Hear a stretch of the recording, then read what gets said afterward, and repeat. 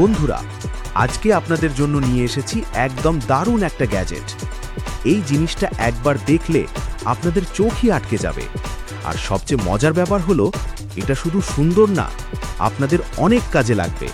তাহলে চলুন দেখে নিই এই অসাধারণ জিনিসটা আসলে কেমন। ভিডিও ভালো লাগলে লাইক দিন, কমেন্ট করুন আর সাবস্ক্রাইব করতে ভুলবেন না।